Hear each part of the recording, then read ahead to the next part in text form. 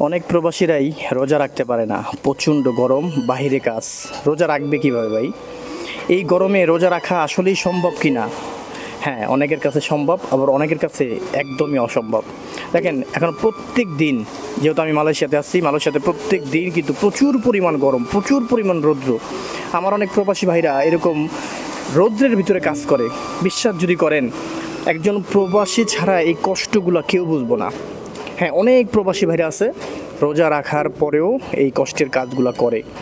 তো আসলে আজকের মূল যে বিষয়টা সেটা হচ্ছে যে আমরা প্রবাসী যারা আছি তারা যখনই এরকম রৌদ্রের ভিতরে কাজ করি, রোজা রাখি অথবা না রাখি, তখন কিন্তু এই কষ্টের অন্যতম একটা ফল বা একটা ফসল হিসাবে মনে করি যে মাস শেষে আমরা বেতনটা পাবো।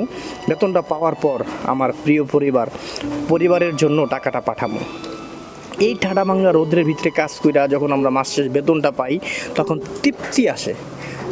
এই কারণে যে এত কষ্ট করলাম, সেই কষ্টের ফল হিসাবে আমি আমার পরিবারের জন্য অর্থ বাংলাদেশে পাঠাইতে পারতেছি। দেখেন, ম্যাক্সিমাম প্রবাসীরাই কিন্তু তার নিজের ভবিষ্যতের কথা চিন্তা করে না। 12 বছর, 14 বছর, 16 বছর, 20 বছর বিদেশ করে যাওয়ার পরে নিজের অ্যাকাউন্টে কোনো টাকা থাকে না। এরকম অসংখ্য হাজার হাজার প্রবাসী আছে। এই যে রৌদ্রের ভিতরে কষ্ট করে প্রত্যেকটা রক্তের ফোঁটা ঘাম হইয়া বের হয়, শরীর থেকে ঘাম হইয়া বের হয়, তারপরেও কিন্তু তারা তাদের নিজের ভবিষ্যতের চিন্তা করে না। তারা চিন্তা করে পরিবারের কথা। একজন যুবক, একটা 20 বছরের যুবক প্রেমিকারে ফালাইয়া বিদেশ আসছে, প্রেমিকায় বিয়ে হয়ে গেছে গা।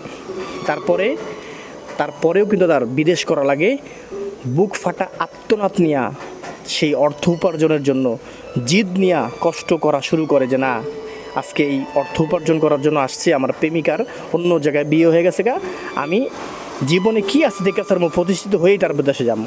কিন্তু একটা সময় আসে, হয়তো 5 লাখ, 7 লাখ, 10 লাখ টাকা ক্যাশ হয়, দেশে যায়, বাপ মায়ের দেখে শুনে একটা বিয়ে শাদী করায়, বিয়ে করতে করতে তার টাকা শেষ। আর অনেক প্রবাসী আছে যে যৌবন কালটাই শেষ করে বিদেশ, একটা ঘর করে, কিছু টাকা সঞ্চয় করে, দেশে যায় বিয়ে করে, বিয়ে করার পর 3 মাস থেকে চলে আসে। পরিবার জিনিসটা কি, মানে নিজের ওয়াইফের সাথে সময়টা যে কি মূল্যবান, সেই মূল্যবান সময়টা রাইখা এই প্রবাসীরা বিদেশে চলে আসে, নিজের সুখের জন্য না। সব সময় পরিবারের চিন্তা করতে করতে করতে একটা সময় আসে, অনেক প্রবাসীরা এই বিদেশের মাটিতেই তাদের শেষ নিঃশ্বাস ত্যাগ করে। আসলে এই কষ্টের কথাগুলা বলতে পারবো, কেউ বুঝবো না। যারা একমাত্র বিদেশে আছে, শুধুমাত্র তারা ছাড়া আমার কাছে মনে হয় এই কষ্টের কথা আর কেউ বুঝবো না। এই কষ্টের কথা যদি বুঝতো, এই যে রোজার মাস আছে, এই রোজার মাসে অনেকেই পরিবারের জন্য দেশে টাকা পাঠায়।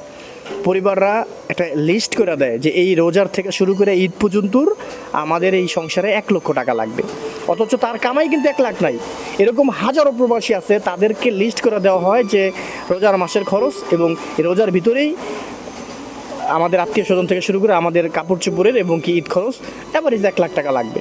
কিন্তু 1 লাখ টাকা কামাইতে কতটুকু ঘাম ঝরানো লাগে, এটা একমাত্র প্রবাসী ছাড়া আর কেউ বোঝে না। এই গল্প, এই কষ্ট, এই কথা কারো কাছে শেয়ার করে কোনো লাভ নাই। বিদেশে যারা আসেন নাই তারা বুঝবেন না। অনেক ছোট ভাইরা আছে, প্রবাসীদের ছোট ভাইয়ের কাছে ভালো একটা আবদার থাকে, অবশ্যই ভাইয়ের ছোটো ভাইয়ের আবদার থাকে। কিন্তু সেই সমস্ত ছোটো ভাইদেরকে আমি বলতে চাই, তোমার বড় ভাই কী কাজ করে, কতটুকু কষ্ট করে, তুমি শুধু এইটা একটু চিন্তা করো, এইটা একটু মন থেকে ভাইবো যে আসলে সেই কষ্টের অর্থ আমি কোন কাজে ব্যয় করব। তুমি ভালো কিছু করো, এতে তোমার ভাই কোনো দিন কষ্ট পাবে না। তোমার প্রবাসে থাকা বড় ভাইটা তোমার জন্য অর্থ ব্যয় করতে রাজি আছে, কিন্তু সেটা তুমি ভালো কাজে লাগাও। যাই হোক, প্রত্যেকটা প্রবাসীর জন্য আমার মন থেকে দোয়া, প্রত্যেকটা প্রবাসী যেন ভালো থাকে এই কামনাই করি। কারণ প্রবাসীরা অনেক কষ্ট করে, তাদের কষ্ট একমাত্র প্রবাসী ছাড়া আর কেউ বোঝে না।